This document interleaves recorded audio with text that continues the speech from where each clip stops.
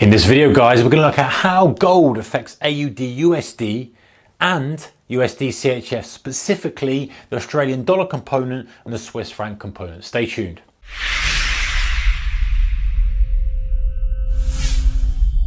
Hey guys, short video on correlation here. Now, this is historical correlation, and I want to discuss how gold has affected or should affect or generally affects AUD and CHF. Now, this is a real generalization. The important thing here is you don't go away and think, okay, well, if gold's up $10, AUD is going to be up 10 ticks. It doesn't really work like that. And you'll see in a minute, we'll talk about how this kind of breaks from time to time.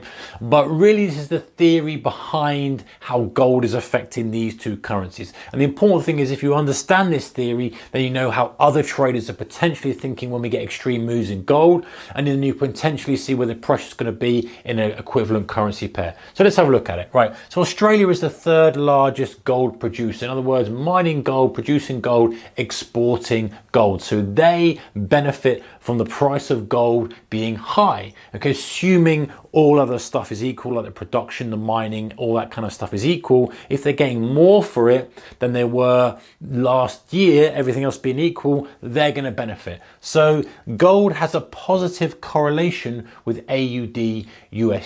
So in other words, as gold goes up, AUDUSD goes up because of the strength in the Australian dollar.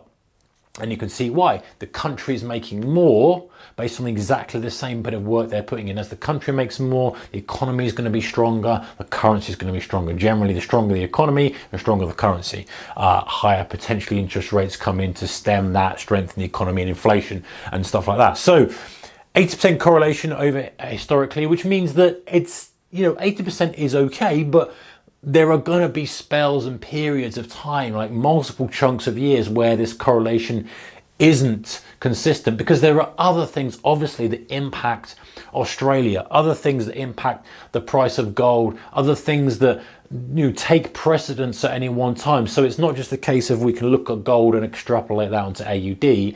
Yes, there's a really strong correlation, and yes, that's going to apply some pressure, which is where you can actually add to your edge. You can say, well, listen, gold is very, very weak at the moment. There are other things as well that are weak for the Australian economy. So therefore, AUDUSD is nudging against some support here. It might well be in my advantage to start selling it short. That kind of thing. So you can start to add layers of information that help support your trade thesis.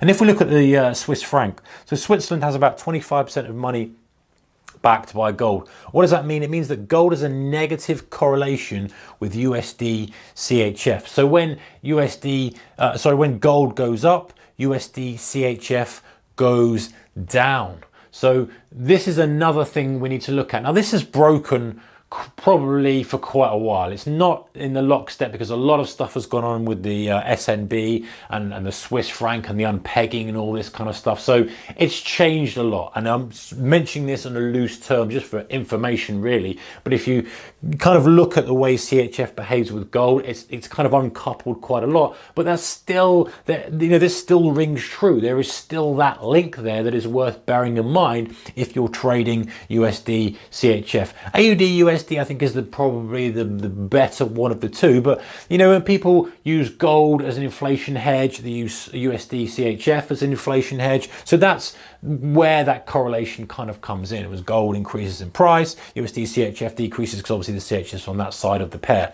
That's something to remember, something to think about. Does it give you an extra trading edge? Possibly not, but having that information might then help you decide perhaps there's a pair you want to go to and you use that information. So, well, actually that would help the pair. Even if it's slightly uncoupled now, it's still going to potentially give us a little bit of help and push the wind in the sails of the trade in the direction that I'm looking for. All right, guys, see you next one. Take care. Keep your risk manager, whatever you do. Bye-bye.